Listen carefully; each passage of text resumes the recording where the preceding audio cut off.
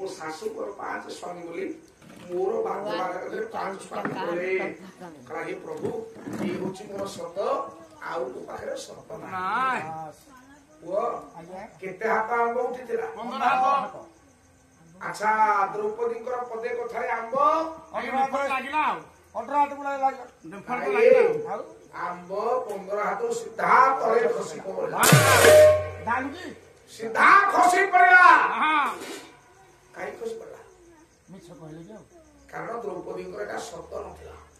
ଏଟା ଦ୍ରୌପଦୀଙ୍କର ସମ୍ପୂର୍ଣ୍ଣ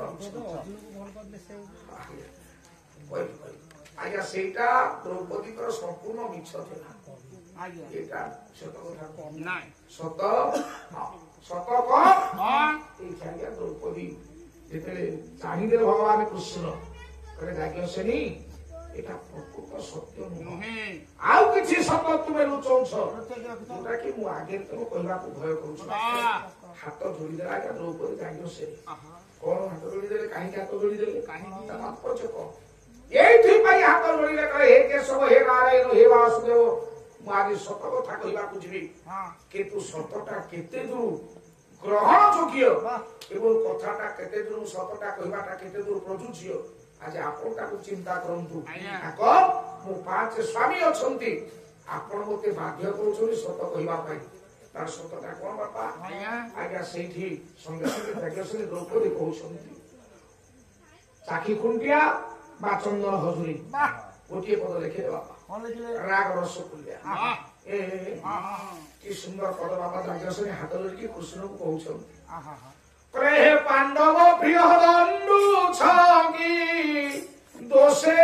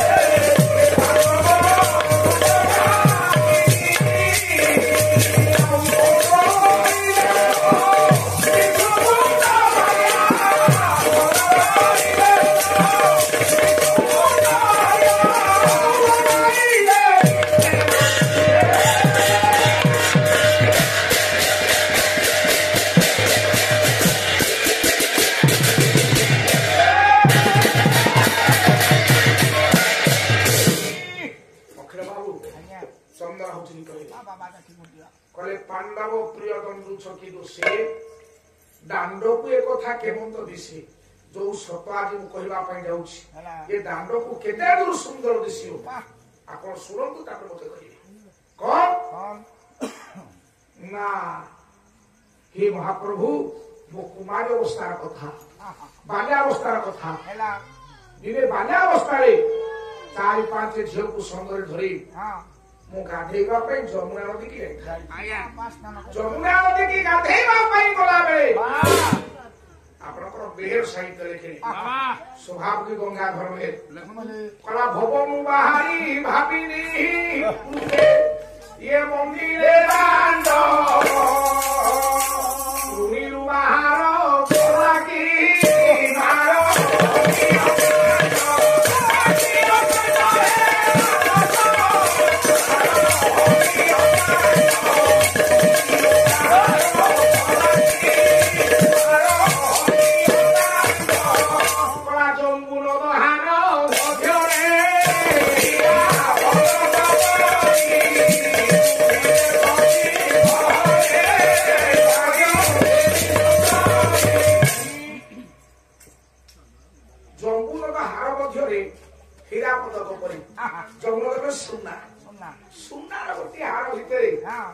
पदक जमी देखा जाए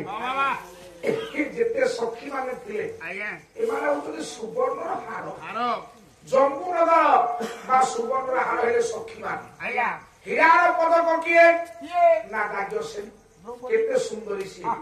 ଏମାନେ ସମସ୍ତେ ଗାଧେଇବା ପାଇଁ ଯମୁନା ନଦୀକି ଗଲେ ଆଜ୍ଞା କିନ୍ତୁ ସେଦିନ ଆଉ ସଖୀମାନେ କେହି ଯମୁନା ଗଣ୍ଡରେ ପଶିଲେ ନାହିଁ ନାଇଁ ସୂର୍ଯ୍ୟସୂତା ସ୍ରୋତସ୍ୱିନୀ ଇଏ ଯମୁନା କୁଣ୍ଡରେ ଗଣ୍ଡରେ ଗାଧେଇଲା ବେଳେ ଜ୍ଞାନୀ ମଣ୍ଡଳୀ ଏଠି ଯାଜ୍ଞସେନୀ ଏକୁଟିଆ ବସିକି ଗାଧଉଛନ୍ତି ଆଜ୍ଞା ଯେତେବେଳେ ଗାଧଉଛନ୍ତି ସଖୀମାନେ ସବୁ ସୁଖରେ ଛିଡା ହେଇଛନ୍ତି ଏ ଗାଧେଇଲା ବେଳେ ସ୍ରୋତସ୍ୱିନୀ ଯମୁନା ମା ଯାଜ୍ଞସେନୀ ଦ୍ରୌପଦୀଙ୍କର ଗୋଡକୁ ଟାଣିଲା ହସିଲା ଗୋଡ ତ ତଳକୁ ତଳକୁ ଭାସି ଭାସି ଭାସି ଭାସି ଯମୁନା ଗଣ୍ଡରେ ପ୍ରବେଶ ହେଲେ ଯାଜ୍ଞସେନୀ ଯେତେବେଳେ ଦ୍ରୌପଦୀ ଆଜ୍ଞା ଯମୁନା ଗଣ୍ଡରେ ଯାଇକି ପ୍ରବେଶ ହେଲେ ନିତମ୍ବିନୀ ନାମକ ଦାସୀ ଡାକିଲେ ଯାଜ୍ଞସେନୀ ନିତମ୍ବିନୀ ନିତମ୍ବିନୀ ମତେ ରକ୍ଷା କରେ ଯମୁନା ସ୍ରୋତରେ ମୁଁ ଭାସି ଯାଉଛି ଯାଜ୍ଞସେନୀ କହିଲେ ପ୍ରଭୁ ଯେତେ ଚିତ୍କାର କରି ମୋ ସଖୀ ମାନଙ୍କୁ ଡାକିଲି ସେ ତ ମୋରି ଭଳିଆ ଅପରାଧ ଭଳିଆ ଝିଅ ଥିଲେ ନା ସେ କହିଲେ ମୋ ରକ୍ଷା କରି ସେ କେହି ମତେ ରକ୍ଷା କରିପାରୁନଥାନ୍ତି ମୁଁ ଯମୁନା ସ୍ରୋତରେ ଭାସି ଭାସି ଚାଲିଥାଏ ହସିଗଲା ଗୋଡ ତ ତଳକୁ ତଳକୁ ଯେତେବେଳେ ଭାସି ଭାସି ଯମୁନା ଗଣ୍ଡରେ ମୁଁ ଚାଲିଥାଏ ଏମିତି ଅନେକ ଦୂର ଭାସି ଗଲି ପ୍ରାଣ ରକ୍ଷା ନିମିତ୍ତ ମୁଁ ଚିତ୍କାର କରି ଡାକିଲି କିଏ କେଉଁଠି ଅଛ ରକ୍ଷା କର ରକ୍ଷା କର ନିରାଶ୍ରୟ ବଳା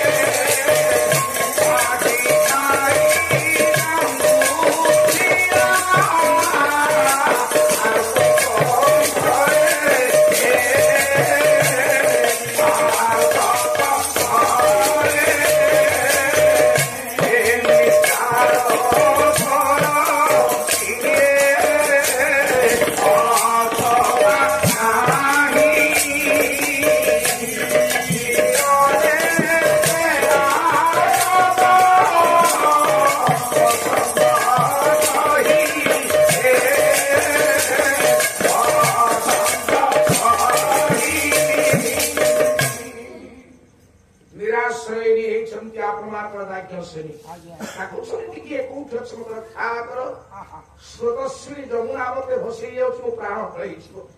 ଯେତେ ଚିତ୍କାର କଲେ ସୁଦ୍ଧା କେହି ତାଙ୍କ ପାଖକୁ ଆଜ୍ଞା ଆସିନଥିଲେ ମାତ୍ର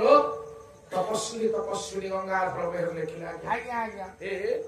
ତଳ କୋଠର ଜଣେ ବୀର ସନ୍ତାନ ସ୍ନାନ କରୁଥିଲେ ଏ ଆତ୍ମକଣ୍ଠ ଆଜ୍ଞା ସେ ଶୁଣିଲେ କଣ ସେ ଶୁଣିଲେ କଳା ମୁହଁଇ କୋକିଳ ହକା କରିକିଏ ସେ ମୟୁର କେକା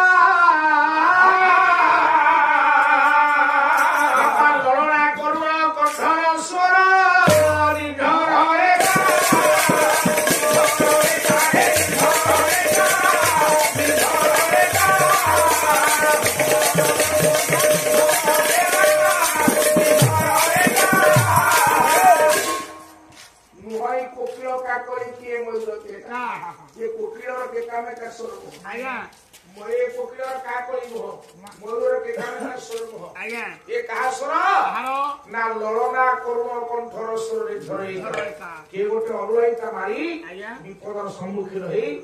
ଏ ଯମୁନା ସ୍ରୋତରେ ବିପଦରେ ପଡି ଭାସି ଯାଉଛି ମତେ ଡାକୁଛି ସେ କିଏ ତଳ ତୁଠରେ ଗାଧଉଥିଲେ ଜଣେ ବୀର ସନ୍ତାନ ସେ ଭାବରେ ସାଧାରଣ ବୀର ଭାରତ କର୍ଣ୍ଣ ମହାଦାନୀ କର୍ଣ୍ଣ ମହାଜ୍ଞାନୀ କର୍ଣ୍ଣ ମହାମାନବ କର୍ଣ୍ଣ ଯାହାକୁ ଯେତେ ପ୍ରଶଂସା କଲେ ବି କମ ହବ ରଶ୍ମିରଥ କର୍ଣ୍ଣ ସେ ଶୁଣିଦେଲେ ଚିନ୍ତା କଲେ ପିନ୍ଧିଥିଲେ ଆଜ୍ଞା ବସ୍ତ୍ର ଅର୍ଦ୍ଧେକ ପୋଷାକ ପରିଧାନ କରିଛନ୍ତି ପୁଅ ଭିଡ଼ିଦେଲେ ପୋଷାକ ଯମୁନା ଗଣ୍ଡକୁ ପ୍ରଦାନ କଲେ ଏଇଠି କହୁଛନ୍ତି ଯାଜ୍ଞସେନୀ କହିଲେ ମହାପ୍ରଭୁ ଯେତେବେଳେ ରଶ୍ମିରଥ କର୍ଣ୍ଣଙ୍କ କର୍ଣ୍ଣରେ ମୁଁ ଡାକ ପଡିଲା ଆଜ୍ଞା ଆଉ କର୍ଣ୍ଣ ଅପେକ୍ଷା କଲେନି କହିଲେ ପହଁରି ପହଁରି ରଶ୍ମିରଥ କର୍ଣ୍ଣ ପାଶରେ ଲାଗିବି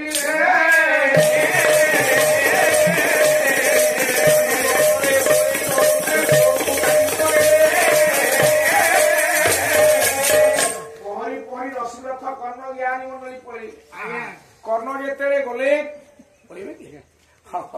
ରଶ୍ମିରଥ କର୍ଣ୍ଣ ଗଲା ପରେ ଆଜ୍ଞା ଆଜ୍ଞା କୋଳେଇକି ନେଇଗଲେ କାହାକୁ ନା ଯାଜ୍ଞସେନୀ ଦ୍ରୌପଦୀ ଯେତେବେଳେ କୋଳେଇକି ନେଇକି ଗଲେ ଆଜ୍ଞା ସେତିକି ବେଳକୁ ଦ୍ରୌପଦୀ କହିଲେ ମହାପ୍ରଭୁ ମୁଁ ଖଣ୍ଡିଏ ପୋଷାକ ପିନ୍ଧିଥିଲି ଆଜ୍ଞା ସେ ପୋଷାକ ଖଣ୍ଡିକ ସ୍ରୋତଶ୍ରୀ ଯମୁନା ତା ସ୍ରୋତ ଜଳରେ ଭସେଇ ନେଇଛି ମୁଁ ସମ୍ପୂର୍ଣ୍ଣ ଅବଲଗ୍ନ ଥିଲି ହେଲା ଆଉ କର୍ଣ୍ଣଙ୍କ ଦେହରେ ଅର୍ଧେକ ପୋଷାକ ଥିଲା ହେଲା କର୍ଣ୍ଣଙ୍କ ଦେହରେ ଅର୍ଧେକ ପୋଷାକ ମୋ ଦେହରେ ପୋଷାକ ନାହିଁ ନାହିଁ ଦୁଇଟି ଆତ୍ମାର ମିଳନ ହେଇଗଲା ଆହା। ଦୁଇଟି ଶରୀରର ମିଳନ ହେଇଗଲା ହେଲା। କର୍ଣ୍ଣ ରଶ୍ମିରଥ ମତେ କୋଳରେ ଧରିକି ପହଁରି ପହଁରି ପହଁରି ପହଁରି ଆଣିକି କୋଳରେ ଲଗାଇଦେଲେ ଆହା ଆଉ ଆଉ ଗୋଟିଏ ଝିଅ ହିସାବରେ ଗୋଟେ କନ୍ୟା ହିସାବରେ ମୋ ମନ ଭିତରେ ହଁ। କର୍ଣ୍ଣଙ୍କ ପ୍ରତି ସେତେବେଳେ ଦୁର୍ବଳତା ପ୍ରକାଶ ପାଇଲା ବାବା ଆଉ ମୁଁ ମନେ ମନେ ମଧ୍ୟ ଚିନ୍ତା କରିଥିଲି ଯେ ରଶ୍ମିରଥ କର୍ଣ୍ଣ ସାରା ଜୀବନ ଏମିତି ମତେ କୋଳରେ ଧରିଥାନ୍ତେ କି ଆହା ଆଉ ପରବର୍ତ୍ତୀ ପର୍ଯ୍ୟାୟରେ ସେ ମୋର ବର ହୋଇଥାନ୍ତେ କି ଯଦି ପରବର୍ତ୍ତୀ ପରେ ସେ ମୋର ବର ହେଇଥାନ୍ତେ ବୋଲି ମୁଁ ଚିନ୍ତା କରିଥିଲି ଆହା। କର୍ଣ୍ଣଙ୍କ ପ୍ରତି ମୋର ଦୁର୍ବଳତା ଥିଲା ଆହା। କିନ୍ତୁ ପରବର୍ତ୍ତୀ ପର୍ଯ୍ୟାୟରେ ପଞ୍ଚୁ ପାଣ୍ଡବ ମୋର ସ୍ୱାମୀ ହେଲେ ମାତ୍ର କର୍ଣ୍ଣ ମୋର ସ୍ୱାମୀ ହେଇପାରିଲେ ନାହିଁ ନାହିଁ। ଏ କେଶବ କର୍ଣ୍ଣଙ୍କ ପ୍ରତି ମୋର ଦୁର୍ବଳତା ଥିଲା ଏ ହଉଛି ମୋ ମନର ଆତ୍ମୀୟ ସତ କଥା ଏହାପରେ ମୋ ପାଖରେ ସତ କିଛି ନାହିଁ ନାହିଁ ଏ କଥା ଶୁଣିବା ପରେ ଆଜ୍ଞା ତଳେ ଯୋଉ ଆମ୍ବ ପଡିଥିଲା ତତ୍କ୍ଷଣାତ ଆଜ୍ଞା ଆମ୍ବ ଯାଇକି ଭ୍ରମଣ୍ଡନ କଲା ମାନେ ସମସ୍ତେ ଆଜ୍ଞା ତଳକୁ ମୁହଁ ପୋତିକି ରହିଲେ ଏବଂ ହେ ଜ୍ଞାନେନ୍ଦ୍ର ପୁଙ୍ଗବ ଠିକ ଏତିକି ବେଳେ ତମ ଶାରଦୀୟ ସ୍ନାନ ସାରି ଆପଣଙ୍କ ଋଷି ଅଗସ୍ତୀ ପହଞ୍ଚିଗଲେ ଅଗସ୍ତୀ ଯେତେବେଳେ ପହଞ୍ଚିଲେ ଆଜ୍ଞା ଅଗସ୍ତୀ ପହଞ୍ଚିବା ପରେ ଦେଖିଲେ ହଁ ନରନାରାୟଣ ଏକାଠି ହେଇଛନ୍ତି ଆହା। ପଞ୍ଚୁ ପାଣ୍ଡବ ଅଛନ୍ତି ମା ଯାଜ୍ଞସେନୀ ଅଛନ୍ତି ଭଗବାନ କୃଷ୍ଣ ଅଛନ୍ତି ଅଛନ୍ତି ସାରା ଯୁଗ ଯୁଗ ଧରି ତପସ୍ୟା କରି ଯାହାକୁ ପାଉନଥିଲେ ଆହା। ସେ ମହାପ୍ରଭୁ ସତ୍ୟନାରାୟଣ ମହାପ୍ରଭୁ କୃଷ୍ଣ ନାରାୟଣ ଆଜି ବୋରି ଆଶ୍ରମରେ ଆଜି ଆଶ୍ରମରେ ପ୍ରବେଶ କରିଛନ୍ତି ଆଜ୍ଞା କଳା ମୁନି ଋଷି ମାନେ କଳ୍ପ କଳ୍ପ ବସି କରୁଥାନ୍ତି ଯାକୁ